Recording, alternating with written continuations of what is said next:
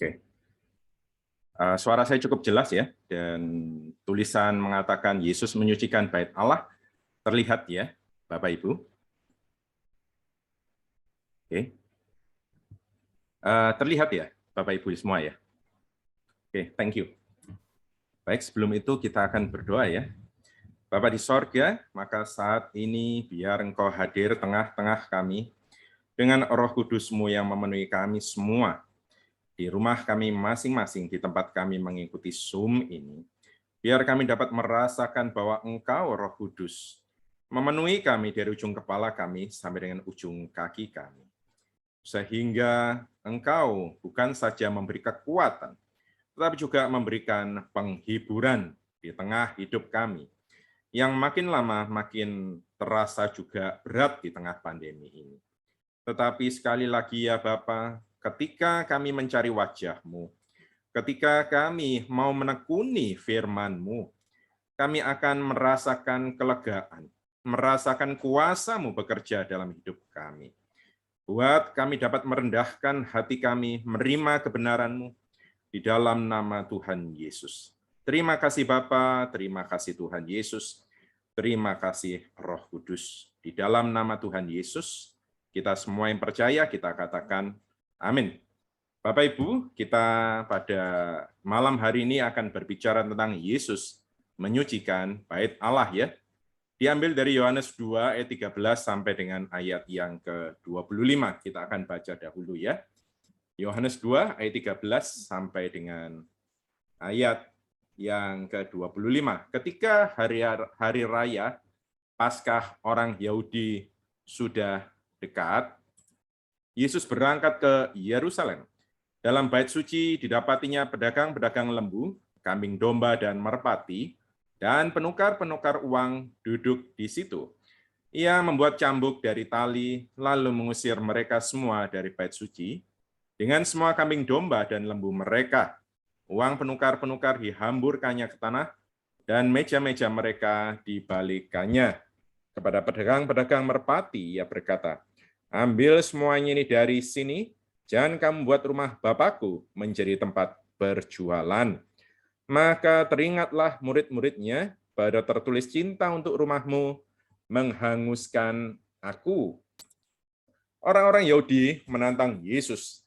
Katanya, tanda apakah dapat engkau tunjukkan kepada kami bahwa engkau berhak bertindak demikian?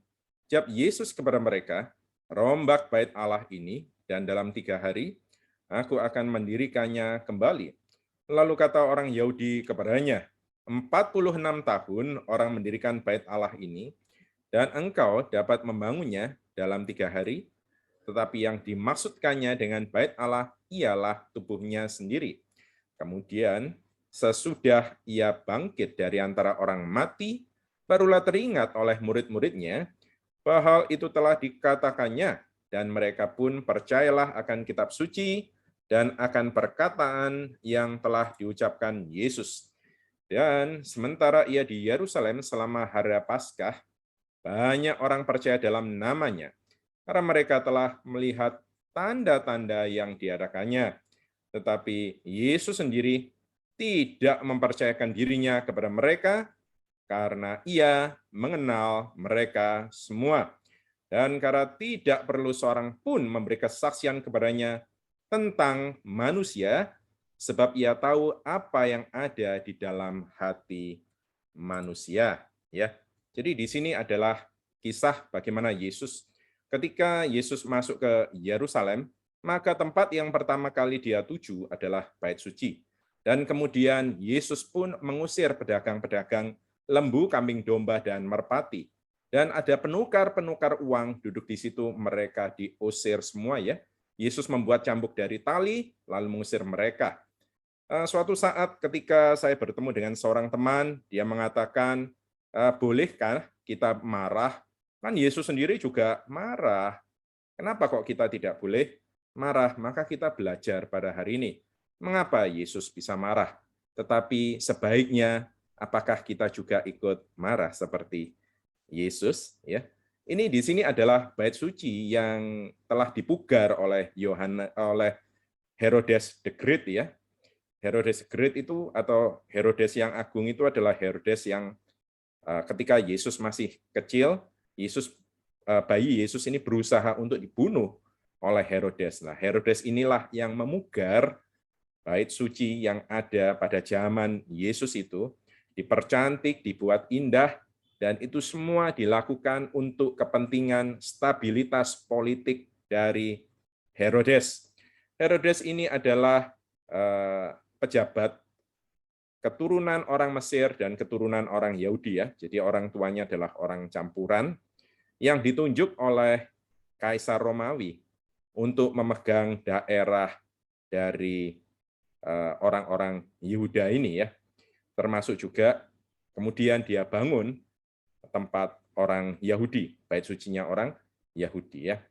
Dan kemudian seperti biasa di sana dilakukan persembahan-persembahan korban bakaran ya, membutuhkan lembu, kambing domba, dan merpati. Kalau lembu untuk orang yang punya uang banyak, kambing domba untuk orang menengah, merpati dan burung tekukur adalah untuk orang-orang yang miskin, orang-orang yang tidak memiliki uang. Dan Yesus pun, bayi Yesus, ketika dipersembahkan di bait Allah ya, untuk melakukan pentahirannya, maka orang tua Yesus, yaitu Yusuf dan Maria, memberikan persembahannya itu berupa burung merpati ya. Jadi artinya pada waktu itu keadaan mereka itu begitu miskin. Tetapi zaman sekarang ya, orang-orang Yahudi sudah tidak lagi memberikan persembahan berupa korban bakaran. Karena bait Allah ini pada tahun 70 Masehi dihancurkan oleh Jenderal Vespasius ya, kemudian dia menjadi raja juga. Karena orang-orang Yahudi memberontak, maka kemudian Yerusalem dihancurkan, termasuk juga bait sucinya. Jadi sampai sekarang orang-orang Yahudi pun juga tidak melakukan persembahan. Kita kembali ya kepada Yohanes 2 ini. Maka kemudian Yesus katakan kepada orang-orang itu, ambil semuanya dari sini, jangan kamu membuat rumah Bapakku menjadi tempat berjualan. Maka teringatlah murid-muridnya bahwa ada tertulis, cinta untuk rumahmu menghanguskan aku. Jadi di sini Yesus kemudian membuat cambuk dari tali dan menghancurkan, istilahnya mengobrak-abrik pasar yang ada di dalam bait suci ya. Orang-orang mulai berdagang di dalam bait suci itu atas izin dari imam-imam kepala, atas orang-orang yang kompeten yang melayani di bait suci. Maka kemudian tujuan mereka semula itu adalah menyediakan hewan bakaran bagi orang-orang Yahudi yang datang dari tempat yang jauh atau dari sekitar bait suci tersebut yang mana mereka tidak memiliki hewan ternak. Maka kemudian mereka dapat menukar uangnya dengan hewan ternak tersebut. Juga ada meja penukar uang, karena di dalam bait suci itu mereka jual belinya cuma menggunakan mata uang orang Yahudi. Padahal pada waktu itu orang-orang Yahudi berada dalam jajahan orang Romawi. Mata uang mereka itu adalah mata uangnya yang dikeluarkan oleh kaisar. Maka kemudian di dalam bait Allah mereka harus tukar uang tersebut. Tentu saja kursnya tidak akan bersahabat ya Bapak Ibu ya.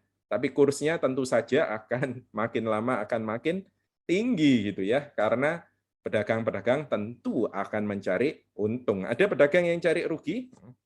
Tujuan mereka semula itu baik. Ya. Menyediakan ternak ya untuk orang-orang yang datang dari jauh. Tetapi ketika mereka kemudian mendapatkan sedikit untung, mungkin mereka kemudian dapat tips lagi dan lain sebagainya, tujuan mereka yang semula mulia, maka kemudian berubah. Karena sudah terima keuntungan. Kita pun juga seperti begitu ya Bapak Ibu ya. Jangan lupa ketika kita pun mau mengikut Yesus, semula kita itu bisa katakan, Tuhan, Engkau sudah mati untuk aku, maka aku pun mau mengikut Engkau. Engkau sudah mengasihi aku. Aku mau hidup di dalam kasih-Mu. Itu kemudian kita bisa semangat gitu ya mengikut Yesus, kita datang beribadah, kita ikut doa, ikut persekutuan, ikut berbagai macam wadah rohani untuk merasakan hadirat Tuhan. Kemudian kita maju selangkah, kita melayani Tuhan, kita katakan aku akan melayani dengan tulus. Aku akan tidak cari uang di sana, aku tidak cari nama. Tetapi setelah kita mulai merasakan fasilitas-fasilitas yang diberikan oleh orang-orang, apalagi kemudian Tuhan mempercayakan karunia-karunia kepada kita, maka kita mulailah dielu-elukan orang, kita dapat ketenaran, orang menghormat kepada kita, nggak sadar kemudian kita ingin hal tersebut lebih lagi. Akhirnya tujuan semula kita yang mengatakan, aku mau memberkati lewat pelayananku, secara gratis mungkin ya, atau kemudian kalau aku menerima nanti persembahan, uang itu akan kuberikan kepada orang-orang yang membutuhkan. Akhirnya bergeser. Kita tanpa sadar kemudian bergeser dari tujuan semula. Demikian juga untuk orang-orang pedagang yang ada di dalam bait Allah. Mungkin imam-imam kepala pada waktu pertama-tama memberikan izin karena dipandang hal itu akan membawa kebaikan. Tetapi kemudian makin lama mereka pun juga makin mendapatkan banyak untung untuk boleh bisa ada di sana. Mereka kemungkinan juga harus setor uang kepada penguasa dari bait Allah tersebut. Dan penguasanya bukan Allah Bapa ya, penguasanya adalah imam-imam kepala. Maka kemudian makin lama orang-orang yang datang ke bait suci itu, semula mereka itu cukup membawa uang yang sedikit gitu ya. Tapi kemudian di sana mereka harus tukar dengan uang orang Yahudi, dapat ternaknya mungkin kalau mereka uangnya itu sedikit, ya cuma dapat merpati gitu ya. Padahal mereka ingin mempersembahkan yang lebih besar, tapi ternyata di sana kursnya sangat mahal. Dan lagi tentu saja ya, karena pedagangnya ada banyak, masing-masing akan selalu bilang kalau lembunya atau kambing dombanya atau tekukurnya atau merpatinya adalah yang terbaik ya. Oh, ini lembu limusin yang terbaik gitu ya. Kalau engkau memberikan persembahan ini, Tuhan tentu akan berkenan kepadamu. Padahal ketika orang-orang itu beli lembu kambing domba tersebut, mereka mendapatkan keuntungan dengan menggunakan nama Tuhan. Ya, hampir similar ya dengan keadaan saat ini ya. Kita seringkali merasa kalau dilayani orang tertentu atau hamba Tuhan tertentu atau gereja tertentu gitu ya, atau kita beribadah pada saat-saat tertentu gitu ya, maka kita akan mendapatkan juga berkat Tuhan lebih karena Tuhan berkenan kepada kita. Padahal Yesus itu mati di atas kayu salib membuat kita senantiasa berkenan di hadapannya. Tetapi hari ini kita juga akan belajar, walaupun Tuhan berkenan kepada kita, tidak serta-merta segala keinginan kita dapat dipenuhi ya. Kita kembali lagi kepada Yesus yang menyucikan bait Allah. Maka kemudian ketika Yesus menampilkan wajah garang dan marah, karena dia melihat orang-orang ini semuanya melakukan perbuatan yang tercela. Secara fisik mereka itu adalah orang-orang yang menolong, orang-orang yang datang dari jauh untuk bertemu dengan Tuhannya, untuk mengalami Tuhan lewat korban-korban persembahan. Secara luarnya ya, tetapi dari dalam hatinya mereka cari untung. Bagaimana caranya mereka bisa istilahnya itu menjual barang dagangannya dengan harga yang tinggi. Mereka tidak lagi peduli tujuan mereka yang semula untuk apa. Maka rumah Tuhan yang harusnya adalah diposisikan sebagai rumah doa segala bangsa. Orang-orang yang punya permasalahan dapat mengadu atau juga dapat bersyukur meninggikan Tuhan. Atau mereka juga mau merubah dirinya sehingga yang jahat jadi baik. Maka kemudian mereka akhirnya harus keluar uang lebih lagi untuk dapat mengalami Tuhan di dalam bait Allah tersebut. Mereka seringkali akhirnya nggak bisa datang memberi persembahan karena tidak punya uang. Saya dulu pernah juga ngalami ada jemaat gitu ya, takut untuk panggil hamba Tuhan. Kenapa? Karena kalau panggil hamba Tuhan harus kasih uang, setidaknya uang jalan, sedangkan mereka kondisinya tidak punya uang. Bapak, Ibu, Saudara, Tuhan mau membersihkan bait sucinya untuk membuat orang-orang yang bergeser dari tujuan semula mengikut Tuhan, menjadi pelayan Tuhan, untuk kembali lagi kepada esensi mereka, pada cinta mereka yang mula-mula. Makanya Yesus pun menunjukkan cintanya kepada rumah Tuhan, kepada rumah Bapaknya yang pada waktu itu berupa bait suci di Yerusalem, dan dia tidak peduli dengan segala ancaman dan juga kebencian dari orang-orang pedagang dan imam-imam kepala ketika dia menguduskan kembali bait sucinya. Cinta untuk rumahmu menghanguskan aku. Yesus mau tunjukkan, kemudian setelah Yesus masuk ke Yerusalem, bagaimana dia kemudian mengikuti prosesi penderitaannya dan mati di atas kayu salib. Tuhan mau kita pun ingat kepada tujuan kita semula mengikut Dia, yaitu kalau Anda memang betul-betul mengikuti langkah-langkah mulai dari pertobatan, maka Anda akan mengerti bahwa kita mengikuti Tuhan itu karena kita mengasihinya, karena Dia telah mati untuk kita, telah mendemonstrasikan kasih-Nya kepada kita.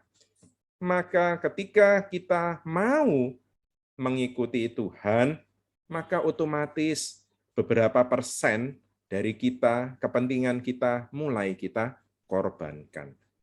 Saya selalu tekankan bahwa kita tidak bisa serta-merta memberikan 100% kepada Tuhan.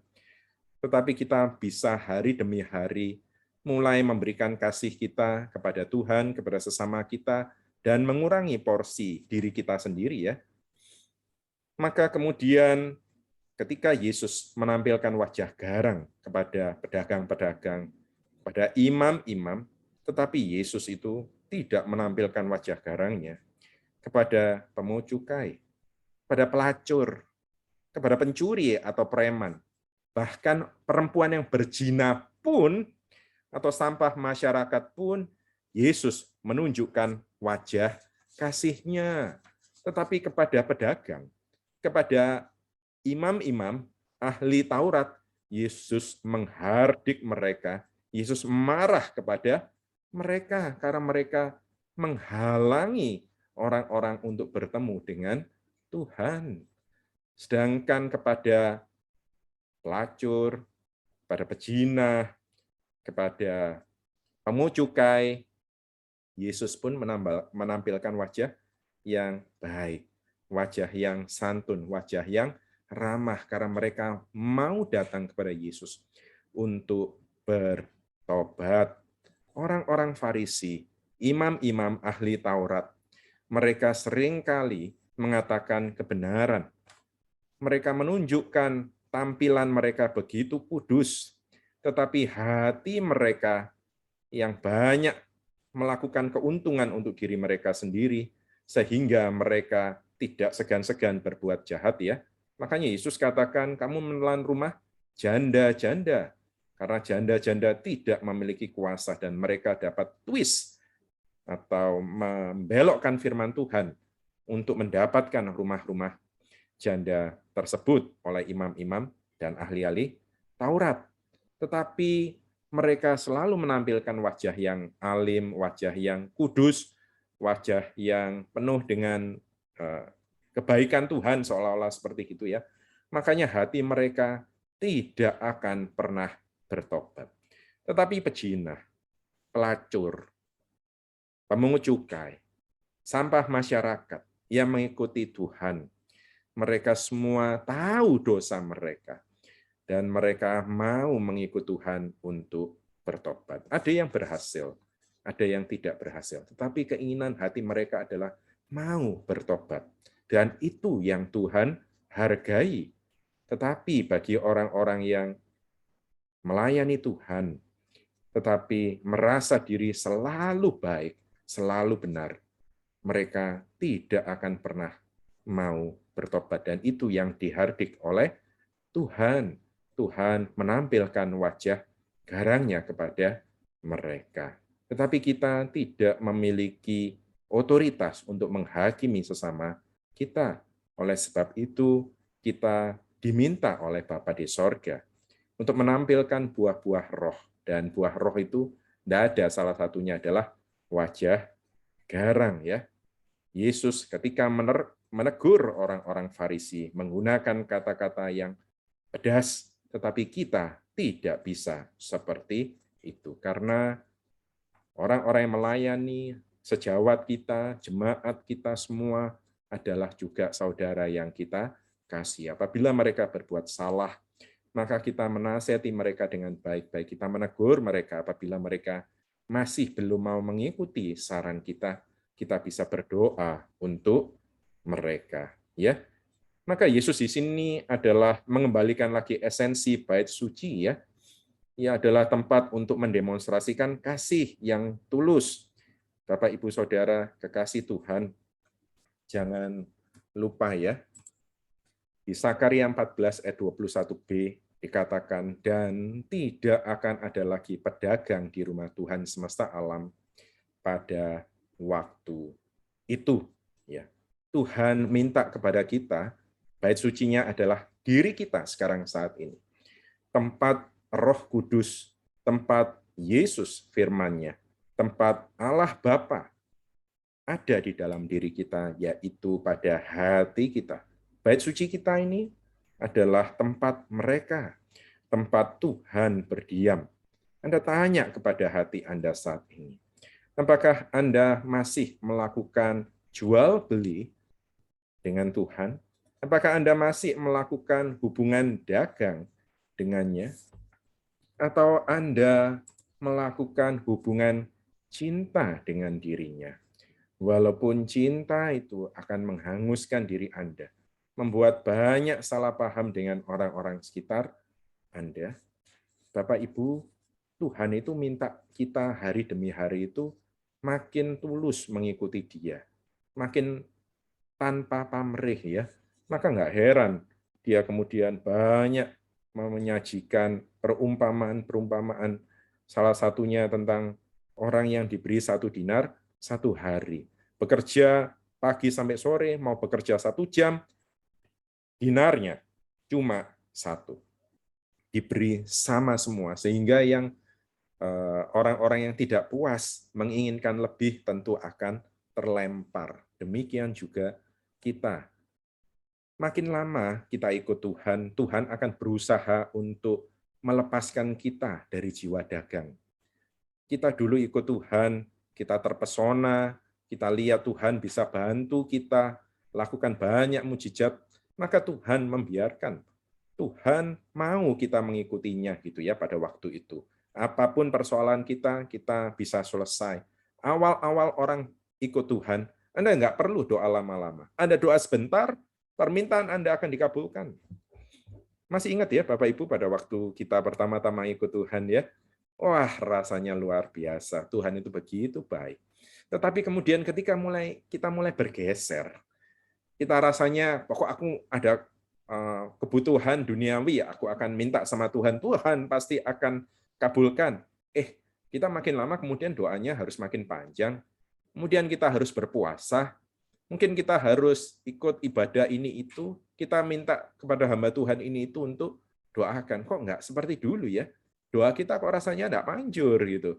Tetapi karena Tuhan mau membuat diri kita mengikutinya tanpa pamrih, Bapak Ibu Saudara. Dia akan berusaha untuk itu. Walaupun seringkali Bapak akan sedih melihat kita juga kecewa kepadanya. Mengapa ya Tuhan, Engkau kok tidak jawab aku gitu ya? Mengapa Engkau tidak sembuhkan aku saat ini? Engkau tidak kabulkan, Engkau tidak tolong orang yang aku kasih dan lain sebagainya. Bapak juga sedih, tetapi dia lakukan itu untuk mengenyahkan jiwa dagang dari dalam diri Anda. Dia mau ingatkan lagi pada hari ini kepada Bapak, Ibu, Saudara, bahwa dia sudah mati di awal untuk kita semua, untuk membuat kita ini bisa jadi anak-anaknya, dapat panggil dia Bapa, supaya kita mau mengikut Tuhan dengan tulus. Yesus tahu motivasi kita masing-masing. Makanya di Yohanes 2 ini, ayat 23 dikatakan, dan sementara ia di Yerusalem selama hari Paskah, banyak orang percaya dalam namanya karena mereka telah melihat tanda-tanda yang diadakannya. Memang pertama kali kita ikut Tuhan, kita percaya bahwa yang kita ikuti bukan cuma memberikan satu wejangan yang baik, tetapi dia tunjukkan dan buktikan bahwa orang sakit pun disembuhkan, orang buta dicelikkan, orang tuli dapat mendengar, orang bisu dapat berkata-kata, bahkan orang mati pun dibangkitkan, dan dirinya sendiri pun setelah menebus dosa kita, dia pun bangkit. Ya, tetapi Yesus sendiri tidak mempercayakan dirinya kepada mereka karena ia mengenal mereka semua. Dan karena tidak perlu seorang pun memberi kesaksian kepadanya tentang manusia, sebab ia tahu apa yang ada di dalam hati manusia. Ayat 24 ini, Yesus tidak mempercayakan dirinya kepada mereka, itu artinya Yesus tidak menyerahkan keputusannya kepada orang-orang yang percaya kepadanya. Yesus menunjukkan kalau dirinya itu kenal. Ia tahu apa yang ada di dalam hati manusia. Ia tahu motivasi orang-orang yang mengikut dirinya. Ia tahu apa motivasi kita berdoa, motivasi kita berpuasa, atau melayani dia. Dia tahu semua motivasi kita.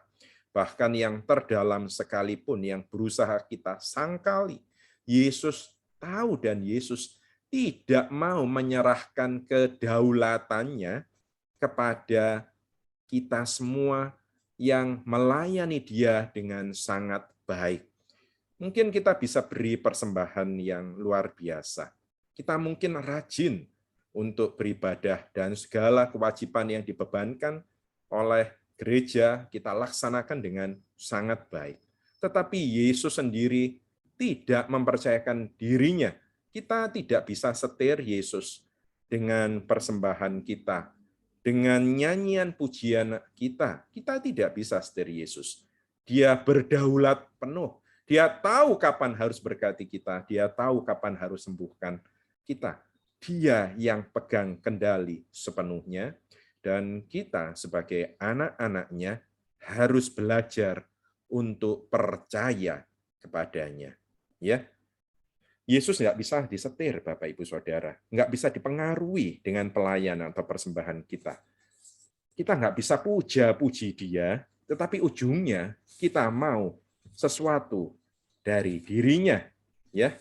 Tetapi di tengah pandemi ini, Tuhan itu sebetulnya mau memberkati kita. Tapi dia juga mau mengajar diri kita untuk tulus. Dia mau menunjukkan kepada diri kita yang selama ini sudah bertahun-tahun mengikuti dia, sejauh mana ketulusan kita mengikut dia. Apakah kita masih sedih, kecewa, marah karena keinginan duniawi kita yang tidak dikabulkan? Sekali lagi, saat Anda masih level-level awal mengikut Tuhan, Tuhan tunjukkan kalau dia suka kepada ibadah Anda, kerajinan Anda baca firman dengan baik, dengan tekun, Anda berdoa, berpuasa, beri persembahan, tetapi titik tertentu, dia akan tunjukkan, walaupun Anda minta sesuatu kepada Tuhan, dengan cara-cara Anda tambah itu semua, tapi dia tidak bergeming. Sekali lagi, Tuhan mau enyahkan jiwa dagang yang ada di dalam diri kita, ya. Tetapi Tuhan juga mau seperti juga di Yehezkiel 47 ayat 1 sampai 12, ya. Kita baca, kemudian setelah ini kita akan akhiri. Kemudian ia membawa aku kembali ke pintu bait suci, dan sungguh ada air keluar dari bawah ambang pintu bait suci itu dan mengalir menuju ke timur. Sebab bait suci juga menghadap ke timur, dan air itu mengalir dari bawah bagian samping kanan dari bait suci itu sebelah selatan mezbah. Lalu diiringnya aku keluar melalui pintu gerbang utara, dan dibawanya aku berkeliling dari luar menuju pintu gerbang luar yang menghadap ke timur. Sungguh air itu membual dari sebelah selatan. Sedang orang itu pergi ke arah timur dan memegang tali pengukur di tangannya. Ia mengukur 1000 hasta dan menyuruh aku masuk dalam air itu, maka dalamnya sampai di pergelangan kaki. Ia mengukur 1000 hasta lagi dan menyuruh aku masuk sekali lagi dalam air itu. Sekarang sudah sampai di lutut. Kemudian ia mengukur 1000 hasta lagi dan menyuruh aku ketiga kalinya masuk ke dalam air itu. Sekarang sudah sampai di pinggang. Sekali lagi ia mengukur 1000 hasta lagi. Sekarang air itu sudah menjadi sungai, di mana aku tidak dapat berjalan lagi, sebab air itu sudah meninggi, sehingga orang dapat berenang. Suatu sungai yang tidak dapat diseberangi lagi. Lalu ia berkata kepadaku, sudahkah engkau lihat, hai anak manusia? Kemudian ia membawa aku kembali menyusur tepi sungai. Dalam perjalanan pulang, sungguh sepanjang tepi sungai itu ada amat banyak pohon. Di sebelah sini dan di sebelah sana. Ia berkata kepadaku, sungai ini mengalir menuju wilayah timur dan menurun ke arah Yordan dan bermuara di Laut Asin, area yang mengandung banyak garam, dan air itu menjadi tawar. Sehingga kemana saja sungai itu mengalir, segala makhluk hidup yang berkeriapan di sana akan hidup. Ikan-ikan akan menjadi sangat banyak, sebab kemana saja air itu sampai, air laut di situ menjadi tawar, dan kemana saja sungai itu mengalir, semuanya di sana hidup. Maka penangkap-penangkap ikan penuh sepanjang tepinya, mulai dari En-Gedi sampai En-Eglaim. Daerah itu menjadi penjemuran pukat, dan di sungai itu ada berjenis-jenis ikan. Seperti ikan-ikan di laut besar sangat banyak, tetapi rawa-rawanya dan paya-payanya tidak menjadi tawar. Itu menjadi tempat mengambil garam. Pada kedua tepi sungai itu tumbuh bermacam-macam pohon, buah-buahan yang daunnya tidak layu, dan buahnya tidak habis-habis. Tiap bulan ada lagi buahnya yang baru, sebab pohon-pohon itu mendapat air dari tempat kudus itu. Buahnya menjadi makanan, dan daunnya menjadi obat. Maka biar kita semua yang mau mengikut Tuhan, yang bisa mengenyahkan jiwa dagang dari dalam diri kita, akan mengalami seperti Yehezkiel 47 ayat 1-12 katakan, di mana akan menjumpai banyak ikan-ikan, menjumpai juga bermacam-macam pohon buah-buahan yang daunnya tidak layu dan buahnya tidak habis-habis. Buahnya menjadi makanan dan daunnya menjadi obat. Ketika Bapak Ibu, seperti dikatakan Yehezkiel 47 ayat 1-12, dari bawah ambang pintu bait suci, dari dalam hati Anda, ketika Anda mau mengikut Tuhan, walaupun ketika Anda melangkah 1000 langkah pertama, atau 1000 hasta ya, air itu belum menghasilkan apa-apa. Air yang mengalir dari bawah ambang pintu bait suci, yaitu kebenaran firman Tuhan dan Roh Kudus itu. Cuma sampai di pergelangan kaki, Anda tidak lihat hasilnya apa-apa. Tetapi ketika Anda mau lagi 1000 hasta lagi dan cuma sampai di lutut, Anda masih mau teruskan lagi 1000 hasta lagi sampai kepada pinggang. Anda masih lanjutkan lagi 4000 hasta lagi, maka Anda akan menjumpai sungai. Dan ketika Anda menyusuri sungai itu, Anda mau mengikuti sungai itu, maka Anda seperti tadi dikatakan ada banyak ikan. Ada banyak pohon buah-buahan yang buahnya menjadi makanan dan daunnya menjadi obat. Maka biar Bapak, Ibu, Saudara, semua yang mengikuti, yang mau saat ini mengenyahkan jiwa dagang dari dalam diri Bapak, Ibu, Saudara semuanya. Tidak lagi hitung-hitungan kepada Tuhan, tidak lagi melakukan segala kasih Anda kepada Tuhan dan sesama Anda, supaya Anda diberkati. Dan saat Anda bisa seperti itu, tulus mengikuti Tuhan tanpa pamrih, maka biar Yehezkiel 47 ayat 1-12 terjadi dalam hidup Anda. Ketika Anda selesai untuk menjadi pedagang dengan Tuhan, Anda hitung-hitungan dengan Tuhan, maka pada saat itu juga Tuhan mulai bekerja, mendemonstrasikan kuasa-Nya, karunia-Nya, kebaikan-Nya, kasih-Nya ke dalam diri setiap anak-anak-Nya yang tulus mengikuti diri-Nya. Maka pintu kesembuhan, pintu berkat, pintu pekerjaan, pintu keuangan, biar Bapak bukakan bagi setiap anak-anak-Nya yang tulus mengikuti diri-Nya tanpa pamrih di dalam nama Tuhan Yesus Kristus. Terima kasih Bapa, terima kasih Tuhan Yesus, terima kasih Roh Kudus. Di dalam nama Tuhan Yesus Kristus, kita semua yang percaya kita katakan, amin.